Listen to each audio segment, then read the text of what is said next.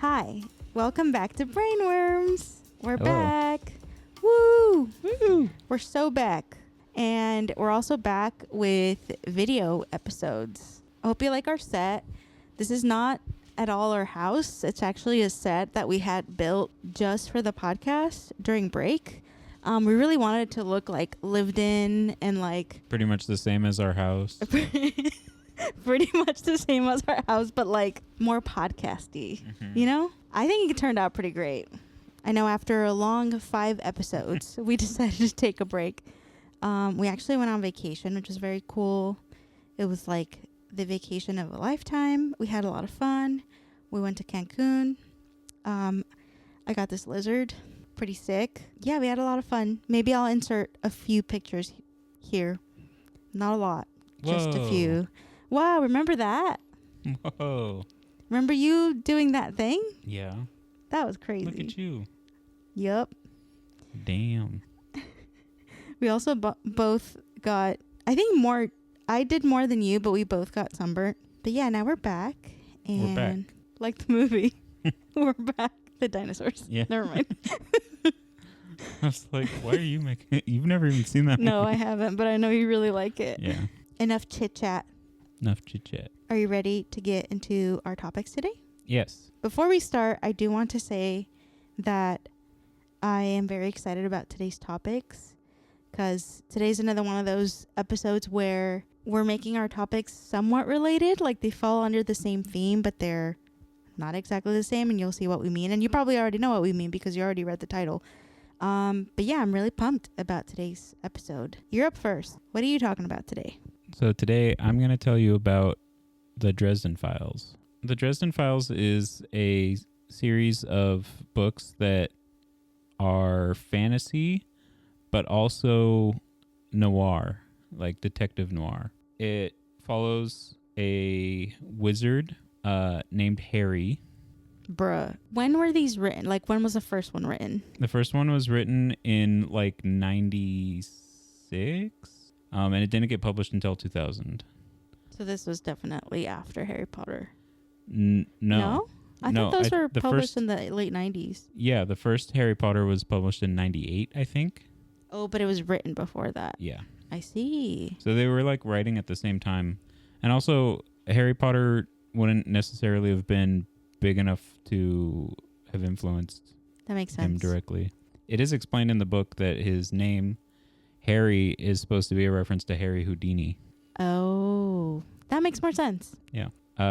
So it follows a wizard named Harry Dresden, hence Dresden Files, who lives in Chicago, in modern day Chicago. And what I mean by that is modern relative to whichever book you're reading. So the first one comes out in 2000. So, you should be thinking late 90s/2000 for when that is approximately set. And then each book that comes out is approximately set in whatever year it's coming out in.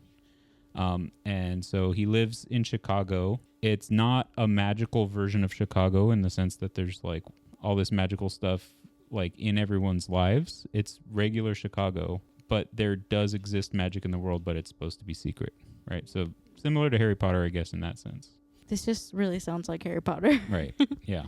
These books aren't for kids, right? These books are not for kids. Very much not for kids. Very much not for kids.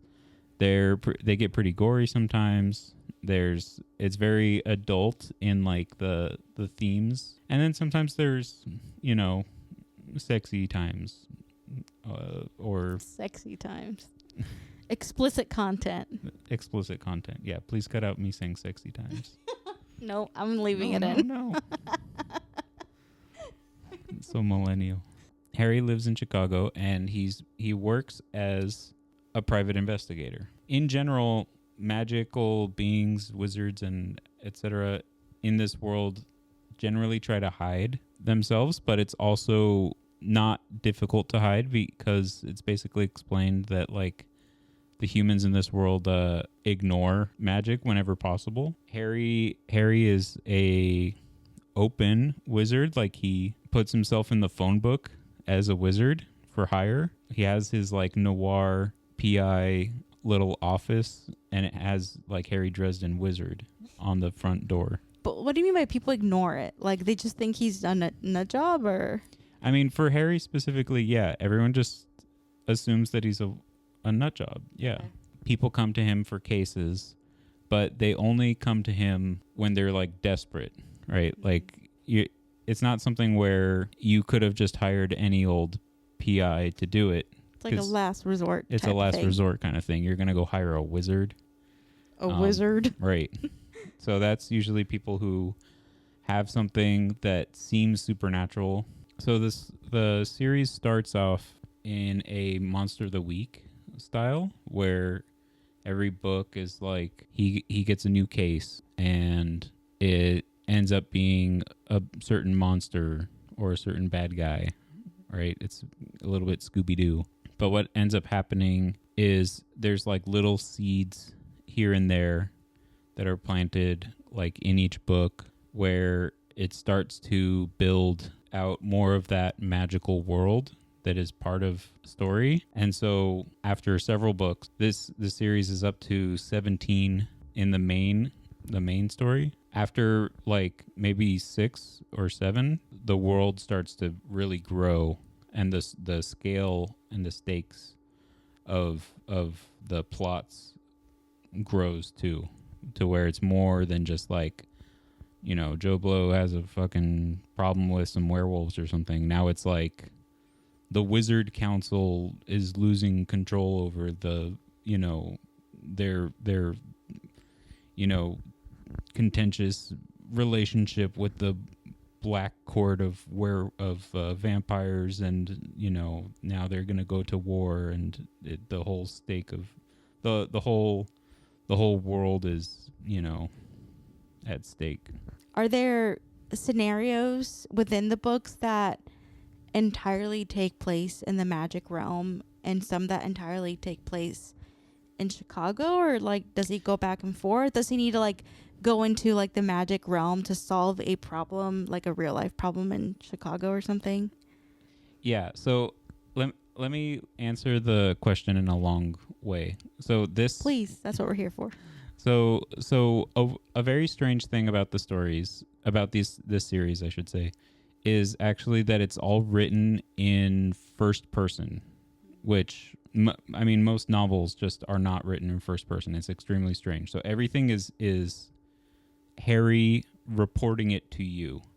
It all completely has the vibe of like you and him are at the bar shooting the shit, and he's telling you the crazy weekend he had last week. You know, it all has that vibe 100% of the time, which is really weird. And like, you know, I think a lot of people say that like that doesn't work most of the time, and this is like one of the exceptions where like it comes off really well. You really do have the sensation of like, I'm shooting this shit with this guy and he's telling me this crazy ass story. Last week was a movie, dude. I think even the author has said in interviews that he really does think of the books as like the books within the world are spaced out maybe like a year apart approximately, and he said it's essentially Harry's like absolute craziest weekend of that year, or a couple days or week, whatever it is. Especially at the beginning, they all the ones at the beginning do all start basically like you get a recap. Hey, I'm a wizard, I'm a PI, whatever. And then like someone comes to his office and is like, I need help with this case. Yeah. I have this little doohickey, or like my buddy is, you know, possessed or something. And then Harry has to, you know, and he picks up the case. And so a lot of it, so they all start like in the real world, and they mostly take place in the real world. Going into like magical realm, so into the Never Never, that's the name for like the magical realm in this series. Mm-hmm. It's usually like for a very specific reason. Like he's going to the court of the fairy queen, whatever, and he has to go talk to her specifically in her realm. Yeah. For whatever, and So then he goes there for that. An interesting thing about the world building for this series is that it essentially, it's supposed to be the real world, and as a part of that, like all of the creatures in the series and all of like the other, all of the magical beings are taken from mythology of the real world, and they like all exist all at the same time, overlapping. So for example, in the book Full Moon, that book is about werewolves. Basically, he encounters like, I guess spoilers, but he encounters essentially like if I remember correctly, 3 different types of werewolves, and they're based on like different sort of mythologies. Like from the real world, they're based on different mythologies. But in world, it's like 3 different magical origins of a werewolf. So there's like a shapeshifter, there's like a real werewolf, and then there's like another one that's called like a loop guru or something.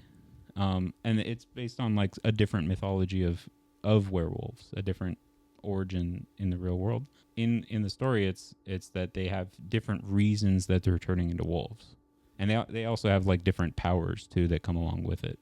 Another big one is vampires. The vampires are very important, and there's different flavors of vampire. There's like sour cream and onion. There's blue raspberry. Blue raz.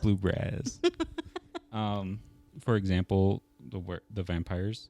It's separated into 3 courts. There's the black court, the white court, and the red court, and they sort of represent different, conceptions of vampires that we have in the real world. So like the black court is like very like gross. They're like really gross ones. What does that mean? Like in what like way? Necrotic. Oh, like zombie-like? They're very gothic. They're very like undead, like zombie-ish. I thought they were just like not showering. And then the red court is all about blood, and like they turn into They turn into bats, sort of, and they're all about blood. And then the white court is sort of like the Twilight vampire. Or sparkly? A little bit. Handsome, like cute. Yeah, it's all about sexy. Oh, gotcha. Okay. So like the vampires themselves are they're all beautiful, right? If you're a white court vampire, then you're unnaturally gorgeous. They're all mewing. Yeah, both male and female, and then they like have a natural like the way that they feed is by like life force and like emotional connection, like luring people in that way. Yeah. Okay. I mean, they lure people in, and then the way that they feed is there's a variety of different ways, but like the primary one, the number one method is by having sex with them. Oh wow. Yeah, so it's literally like the sex is the vampiric feeding. I see. Yeah. Interesting. Yeah, but there are other ways too. So like, there's sort of a classic like a vampire that doesn't want to be a vampire kind of thing, and he does it some other way. Not to be too spoilery. Like he feeds a different way? He feeds a different way in order to not hurt people as much. Interesting. Yeah. I mean, in Twilight, mm-hmm. I feel like Twilight's going to come up once an episode, every episode from now on. I think the Cullens eat animals. Okay. I think that's how they feed because they don't want to eat other people because they're supposed to be good or whatever. Right. So anyway. Yeah. Just fun fact. Yeah. Oh, also, like, I guess Anne Rice vampires are sort of like the precursor to the Twilight vampires in terms of like being more sexy than gross. Okay. Like Nosferatu's gross. Yeah. Right. And gothic. Right. And that's sort of what the black court is. Oh, and okay. Red court is just like blood focused. Mm-hmm. And then like white, classic. Yeah. Bloodthirsty vampires. Yeah. And then white court is sexy. Sexy. Right. And sexy times. So as the series goes on, you can see that the author, Jim Butcher, learns more about writing. Like, he's got more experience. He is learning more about writing well and like learning about sort of the faults in his earlier stuff. So you can see that, like, in the early instances, the early installments, the writing can be really cheesy sometimes. And the writing is really cheesy actually throughout, like all the way to the very end. It's very cheesy. Is that just like played as like part of his personality? Yeah, it's part of his personality. Like, it's really interesting because he does go through a lot of character growth, and so a lot of these aspects change, and it like gets thrown in his face a lot. But like he'll say like that he is the kind of guy who, you know, wants to stick up for women and children, you know.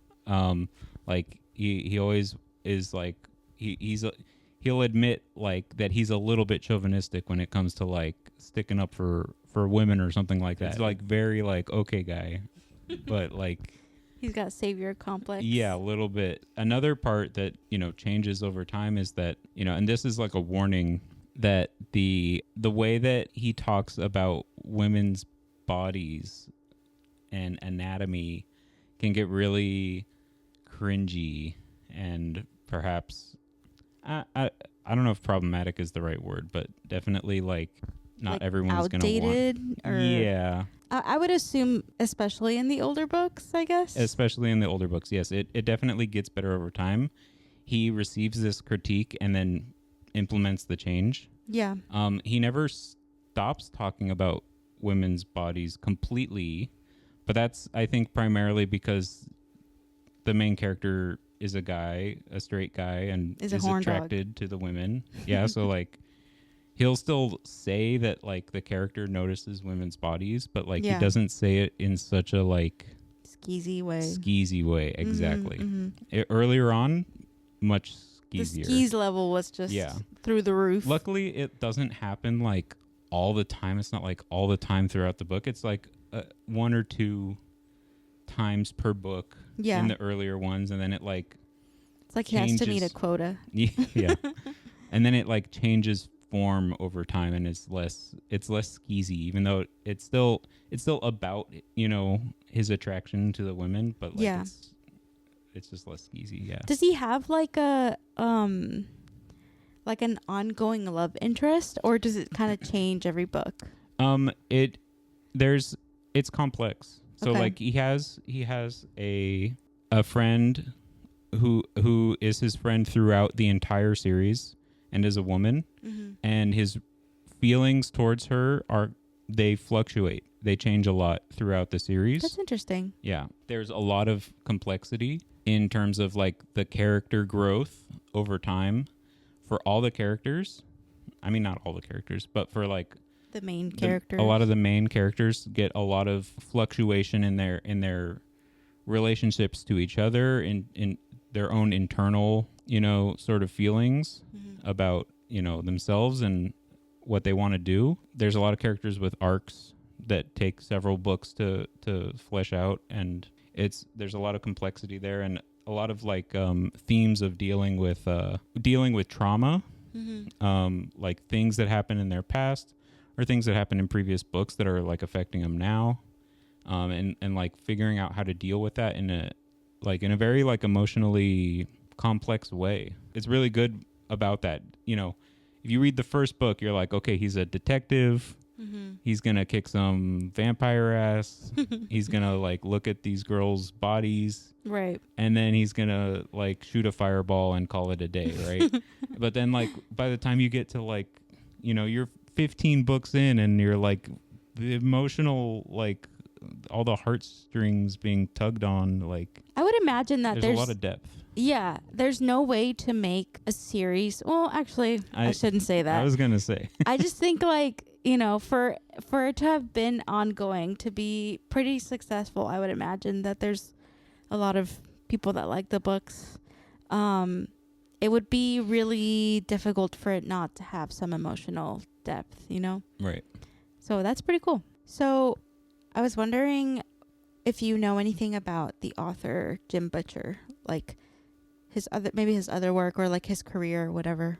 I was going to mention that he started writing the first book in the series in a writing class. So in college, he went and took a writing class, and he had written some books before that were not very successful at all. And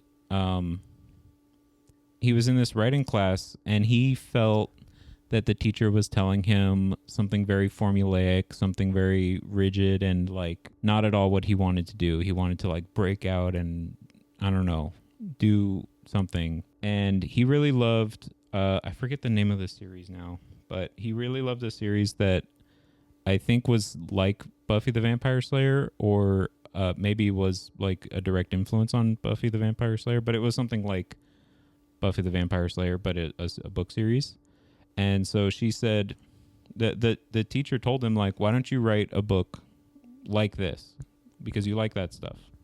So write a book like this and try to write it with, you know, what I'm telling you in like the form and the, you know, make it like a book. Follow this recipe for writing a book. And so he wanted to follow her instructions, but out of spite. He wanted to show her, if I do what you say, I'm going to write a stinker. It's not going to be good. It's going to be really formulaic. It's going to be really boring. All right. And so he does it. He loves the book. She loves the book. She says, this is publishable. It's the first book in the series. Wow. Yeah. That's crazy. Yeah. So he did it like to show her a thing or two, and he got shown a thing or two. To spite her. Yeah. Yeah. And that's wild. yeah. You asked if he's written other books, and yeah, he does have other series, and I haven't even touched them at all. I have no clue. You have a lot of material to get through, it seems like. I have read all of the Dresden Files books, all of the main line stories. There's 2 books of side stories, and I'm halfway through one of them right now. Nice. So, do you have a favorite so far? it's a complex thing to answer without like giving spoilers too. Well, Changes is a book where a lot of things changed. no way. Yeah, the title really. He really got creative with that title. Yeah, the title's accurate. Is it like, so like we don't want to give spoilers, but like, I'm assuming it's like something major happens to him. Does it have to do with like his magic? Yeah. Okay. I mean, yeah, everything does. Well, I know, but like his abilities, I'm saying. Yeah. Interesting. I mean, yeah. I mean, or no. I don't know. You're just going to have to read it. You're just going to have to read it. Which number is that, by the way? Because first you're going to have to get through 500,000 books. Then you can make changes in which changes happen. Yeah. So changes is number 12. Okay. Yeah. So you'd have to get through 12 or 11 books, start changes, and then you'll know what the changes were. Yeah. Then you'll know what the changes are. But you'd say that's like one of your favorites. Yeah, I think so. Okay. Yeah, I think it's also widely acknowledged in the fandom. It's a pretty significant one. A significant one, yeah, definitely. So, in conclusion, I think that the Dresden Files is a great series if you want like magic and crime fighting in a sense, like big time problem solving with like action and detective work, but also Sexy times. Really sexy times. I mean, really very occasionally sexy times. Long, complex character arcs, complex relationships, dealing with trauma, found family themes, and, very interesting character relationships. And, really big world building, but also grounded in the real world a little bit. And then throwing in absolutely every single fantasy, every mythology in the real world into one big melting pot. Then I think you would like the Dresden Files. Very cool. Thank you for sharing. That's awesome. I'm excited to hear about your books now. My topic? Your topic. So my topic is also book related, But instead of doing a series, I decided to focus on an author. She's probably, I would venture to say, my favorite author ever. And I only discovered her like, I don't know, a few years ago, maybe like 2-3 years ago, maybe 4. I don't know. It hasn't been that long. Her books are really hyped up, but I think it's justifiable because they are actually really, really excellent. So today I'm talking about Taylor Jenkins Reid. Yay. Woo! First of all, Taylor, if you're seeing this, do you want to be my friend? No, I think she's really cool. But anyway, she's not going to see this. Taylor Jenkins Reid is an American author. And she is known for writing character-driven contemporary fiction. Before being a full-time novelist, she worked in television production. So I can kind of see it in like the way she writes, that she has that background, which I think is really cool that she has that to draw from. Some of the central themes in her books have to do with fame, identity, relationships, like ambition and reinvention. I think this is something that I feel like is a universal experience when reading a Taylor Jenkins Reid book, specifically starting with her book Evelyn Hugo, because I feel like I'll get into it, but in her career there's like a kind of a before and after type of thing. So especially with the books after Evelyn Hugo, there is like a sense of realism with the way that she writes, where you really feel like the people that she is talking about are real. Like I had several instances in some of her books, like The 7 Husbands of Evelyn Hugo and Daisy Jones and the Six, where I was reading and I was so like engaged and like lost in the world of the book that I thought it was like these people were real, and like I wanted to like Google them. Like I wanted to know, where are they now? Like I wanted to find an article, yahoo.com, where are they now? You know, like that was kind of what I hoped existed, but it does not exist because they're not real characters. She's just really, really good at, you know, describing these really realistic scenarios and characters. I want to do an overview of her major works. There's kind of a divide. There's her early work, and then there's, you know, her bigger books, the ones that became more famous. And like more popular books. Yeah, more popular books, and also the style of the two are pretty different, I would say. Like the two kinds of books. So some of her early works include her very first book called Forever Interrupted, and it was released in 2013. This book is about grieving a husband after only 9 days of marriage. So I find that I haven't read all of her early work. I've only read 2 of them. But a lot of them are very marriage centric, which I found to be really interesting. And she is married, so I don't know if that's sort of where that came from. Her second book is called After I Do. That one came out in 2014. A marriage falling apart and the journey to rediscover themselves. So that's a really generic description, but that's her second book, and I haven't read that one, but I do own it. Her third book is called Maybe in Another Life, which came out in 2015. This one I did read. The way it's described is sliding doors concept, how one choice changes everything. So this one's not exactly marriage centric, but it does end up being relationship and romance centric. I think I would be willing to bet that these 4 books, even though I haven't read all of them, are way more like classic romance novel type of style. Maybe in Another Life, the beginning of the book takes place during an accident that changes a person's life, and it has you like explore 2 different outcomes of what happens after this. It's a car accident, so it's written, you know, in that way where you sort of get to see, you know, what would have happened if this was real or if this was real. And she basically wrote 2 books in one, and I liked it. I enjoyed it. It's very different from her later work, but I did think it was good. And then her 4th book is called One True Loves, which came out in 2016. This one is about a woman who is torn between her presumed dead husband and her new fiance. So she has a very happy marriage to somebody who she met in high school, and he ends up dying, you know, where he dies in a helicopter accident. and she presumes him to be dead, and turns out he survived the crash and nobody knew.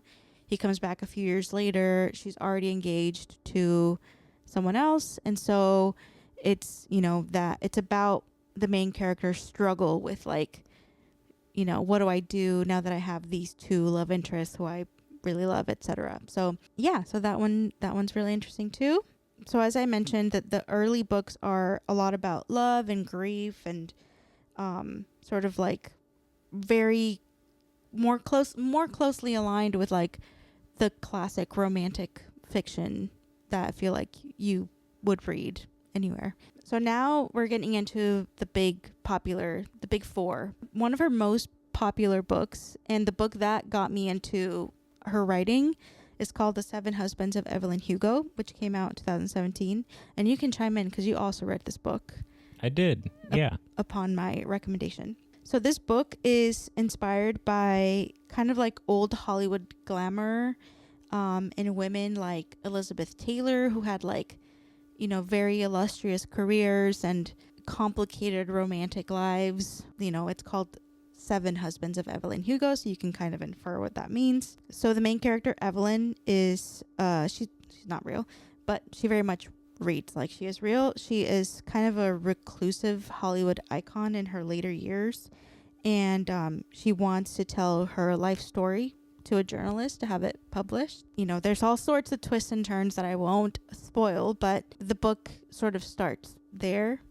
Some of the themes in this book are bisexuality, feminism, media manipulation, and just like that sacrifice for ambition, especially within the Hollywood industry. I don't have enough words to say how much I loved this book.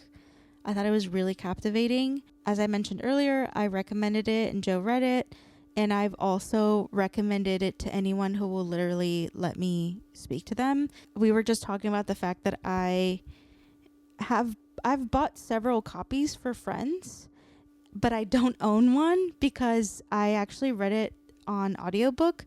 So I don't have it. I do want it. I'm going to get it eventually.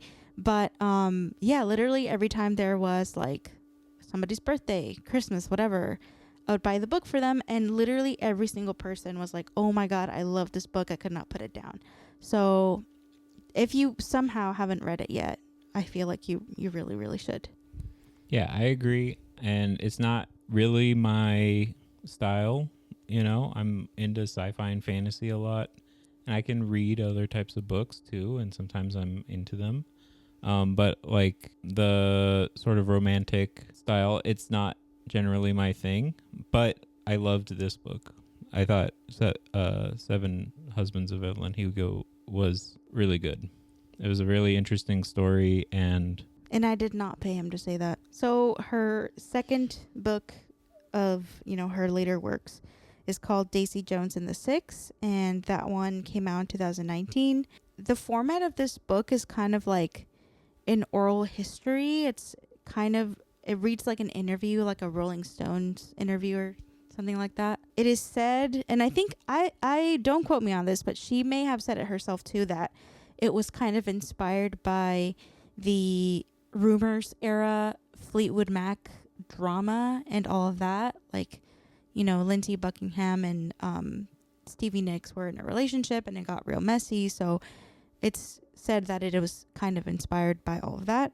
Some of the themes in this book are addiction, creative partnerships, unrequited love, and this kind of like myth of somebody being a muse, and what that means. So this book is kind of similar to Evelyn Hugo, where it really digs deep into a particular industry and like the way things work, not in a technical way, but more so like the experiences that people have within a particular industry. So for Evelyn Hugo, it was Hollywood, and then for Daisy Jones and the Six, it's, I guess, also kind of not Hollywood in like the movie kind of way, but like the music industry and how all of that works. Yeah, like they both explore like the impact that the industry can have on relationships. Yeah, exactly. Her next book is called Malibu Rising. It came out in 2021. So this book is kind of the first one that doesn't, or at least the first one that I read of hers that doesn't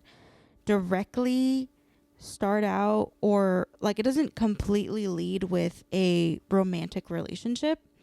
The book follows the Riva siblings, who are children of a famous musician. Her books, these last 4 books, all kind of connect with each other.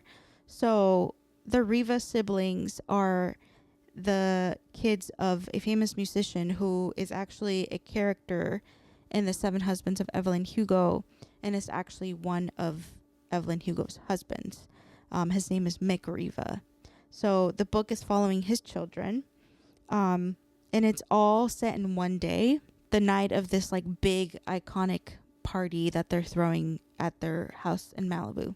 Some of the themes in the book are family legacy, abandonment, surfing culture, because naturally Malibu, and then kind of like fire as a metaphor for like reconstruction and rebirth, because something happens. Her next book after that is called Carrie Soto is Back. This book in particular, the way it connects is it follows a character who is in Malibu Rising, and she's a very minor character, but she got her own book. She got a spin-off. Her name is Carrie Soto, and she's a retired tennis legend who is returning to claim her title. I haven't read this one yet. I do own it, but I haven't gotten to it. But it sounds interesting. It explores aging, ambition, father-daughter relationships, and female competitiveness. Not only does it tie, like, character-wise, not only is it connected character-wise to the other books, I feel like there's also this overarching theme of, like, women being under scrutiny, and I feel like that's sort of where Carrie fits in with some of the other characters in these 4 books. So, as I mentioned, Taylor Jenkins Reid has created in these last 4 books a universe where they all cross over and connect. So now I wanted to talk a little bit about some of the adaptations, like book to screen type stuff. Her first adaptation was for Daisy Jones and the Six, which came out in 2023. It was adapted into a limited series on Amazon Prime. It stars Riley Keough, who is actually Elvis Presley's granddaughter, and Sam Claflin. I thought the show was really good. I also thought that the music that they sort of brought to life based on the band in the book was actually really good, and I listen to it pretty often. I like it a lot. I had an interesting experience because I watched the show and then I read the book. Like, I had actually already owned the book, but I just hadn't gone around to reading it. So I watched the show when it came out, and then that sort of inspired me to pick up the book. I thought it did it justice. I thought it was really good. I thought the 2 main characters did a great job. The 2 main actors who played the 2 main characters did a great job. I also think that with a book like that is written, it's already written in an interview format, so it almost begs for an adaptation in the sense that in the show they made it, parts of it kind of like documentary style. So I thought that was really neat. And yeah, I definitely recommend both the book and the show. I thought they were awesome. So another one of our adaptations is for the book One True Loves, which also came out in 2023. It was adapted into a feature film, which was directed by Andy Fickman. It stars Philippa Sue, Simu Liu, and Luke Bracey. This I did watch also, and I didn't think it was very good. I liked the book. I didn't think the movie did it justice. I feel like it doesn't really capture all the emotions and all of, like, the complexities of the main character's struggle. This is the one about her 2 basically like her fiance and her old husband comes back. I just didn't quite capture it, and I think the performances were good and everything, and like the movie was made well. It just didn't really translate. I think the book didn't translate very well into like the film medium. So I did want to also briefly touch on her newest novel. It just came out in June. It's called Atmosphere, and I'm currently in the middle of reading it. It is her 9th novel. This book in particular kind of marks a departure from her California-based, like, famous women universe. So this book takes place in the 1980s, and it follows the main character. Her name is Joan Goodwin. She works for NASA in the 80s, when women working for NASA was a relatively new thing. And she works in mission control in Houston. And the book kind of talks about her connection with another one of her fellow, NASA employee workers, I don't know, who was an astronaut. And I haven't gotten too much into the book. I think I'm only like a couple chapters in, but so far so good. I think it's going to be great. I've also heard really, really good things. And I'm really excited about finishing it. Didn't you go to an event for this book? I did. Thank you for bringing that up. Tell us about it. Yeah, when this book came out, she hosted a kind of like Q&A event. Yeah, it was a Q&A session moderated by Laura Dave, who is also an author. There, Taylor Jenkins Reid talked about the new book primarily, her writing process, what it was like, how long it took her, the fact that she had to basically find somebody who would be an advisor, tell her about everything to do with NASA, engineering, all of those things that were relevant to the book she was writing at the time that is now out. It was a great time. I really liked it. She also seemed really cool, very down to earth, no pun intended. And I want to be her friend. Again, just throwing out there a pitch again one more time for being her friend. But yeah, that was a lot of fun. I really liked it. So that's pretty much all I had on Taylor Jenkins Reid. I love her. And I love her books. I love her style of writing. I think it really is, like, for me, I'm a reader, but I'm not like a huge reader. I have a hard time getting into books, and I have a hard time staying engaged and wanting to keep reading and all of that. And I feel like her style of writing is perfect for that. If you're into romance, definitely read her early work. If you're into, like, these kind of like character portraits of obviously fictional characters that are very, very rooted in real life, I think you would really like her books. There are several books of hers that deal with like LGBTQ plus themes, in a really like kind of not weird, not cheesy, not pandering kind of way. Like, they feel like real living, breathing relationships. Yeah, I just can't recommend her enough. I think she's great. If you have read any books from either one of the authors we talked about, either Dresden Files or Jim Butcher in general, I guess, or Taylor Jenkins Reid, let us know what you think. What are your favorites? We're curious. We want to know. But I think that's it for today's episode. Yeah. Thanks for watching. Yeah, thanks for watching now that you can see us in our very cool set, aka our house. And we will see you on the next episode. Thank you so much for watching and listening. And yeah. Yeah. Bye. Bye.